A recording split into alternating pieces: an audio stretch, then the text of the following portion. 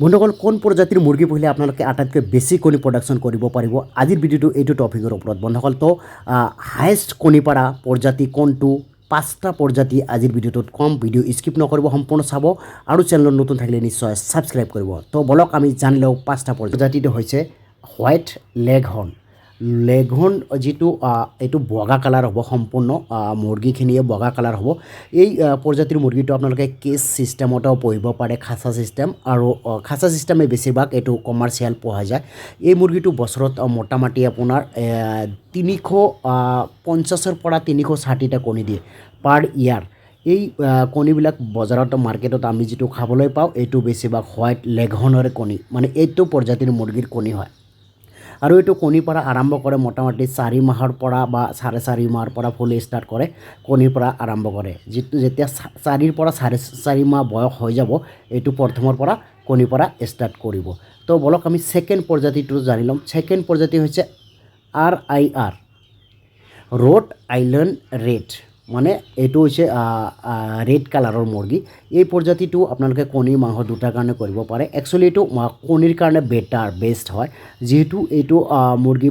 যিটো আপোনালোকে RIRটো এইটো যদি আপোনালোকে বছৰত পোহে বছৰত যদি আপোনালোকে কণী কাউণ্ট কৰিব যায় এইটো মোটামুটি 270ৰ পৰা 280টা কণী মোটামুটি বছৰত দিয়ে মানে 270ৰ পৰা 280 আৰু এইটো প্ৰজাতি যেতিয়া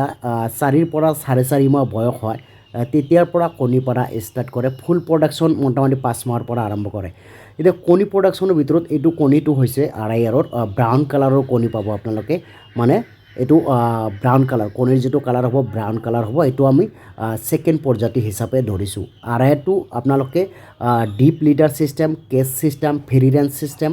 মানে সকলো ছিষ্টেমতে আপোনালোকে পুহিব পাৰিব সো RIRটো আপোনালোকে পুহিব পাৰে আৰু যদি RIR পোৱালি লাগে বা লোকেল মুৰ্গী যিকোনো ধৰণৰ প্ৰজাতি পোৱালি লাগিলে যোগাযোগ কৰিব পাৰে আপোনালোকে মোৰ লগত আৰু 3 নম্বৰ প্ৰজাতিটো হৈছে বন্ধুসকল সোণালীটো আপোনালোকে ডুৱেল পাৰপাছ পুহিব পাৰে একচুৱেলি মানে যিটো সোণালী পুহে আপোনালোকে কণী বা মাংস দুটাৰ কাৰণে পুহিব পাৰিব মাংস পাৰপাছতে বেছিভাগ কৰা যায় যেহেতু সোণালীটো আমি 70ৰ পৰা 80 দিনৰ ভিতৰত আমি 1 কেজি ৱেট পাওঁ সোণালী মুৰ্গীৰ সো সোণালীটো আপোনালোকে যদি কণীৰ কাৰণে পুহিলে এইটো বছৰত মোটামুটি 170ৰ পৰা 200 পিছ কণী দিব মানে অনলি 170ৰ পৰা 200 পিছ কণী দিব এইটো আপোনালোকে মাংসৰ কাৰণে বা কণীৰ কাৰণে দুটাৰ কাৰণে পুহিব পাৰিব সো আজিৰ মই জানকাৰীটো দি আছোঁ কোনটো বাৰ্ডে কিমান প্ৰজাতিৰ কোনটো প্ৰজাতিৰ বাৰ্ড বা চৰাই বেছিভাগ কণী পাৰে সো আপোনালোকে জানি লওক আজিৰ ভিডিঅ'টো বা জানিব পাৰিব যদি পোৱালি লাগে সকলো ধৰণৰ মই যিখিনি কৈ আছোঁ লোকেল সোণালী RIR ব্ৰইলাৰ কয়লাৰ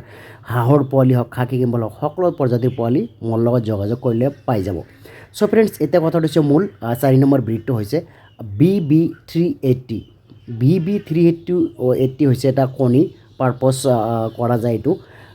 এইটো প্ৰজাতিৰ যিটো মুৰ্গী আছে এই মুৰ্গীটো মোটামুটি আপোনালোকে কেজ ছিষ্টেম পুহিব পাৰে আৰু অৰ্ধমুক্ত মানে হাফ ফ্ৰী ৰেঞ্জতে আপোনালোকে পুহিব পাৰে এই মুৰ্গীটো বছৰত মোটামুটি আপোনাৰ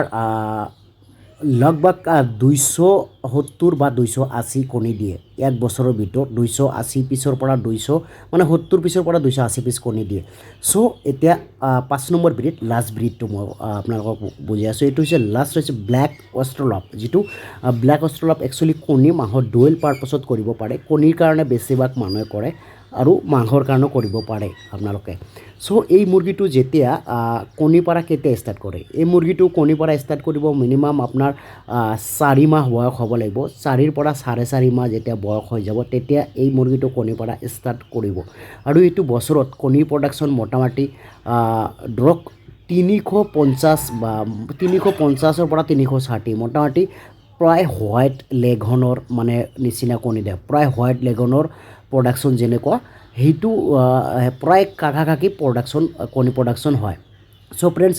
যদি সম্পূৰ্ণ ভিডিঅ'টো ভাল লাগিছে নিশ্চয় লাইক কৰিব শ্বেয়াৰ কৰিব চেনেলত নতুন ছাবস্ক্ৰাইব কৰিবলৈ নাপাহৰিব বন্ধু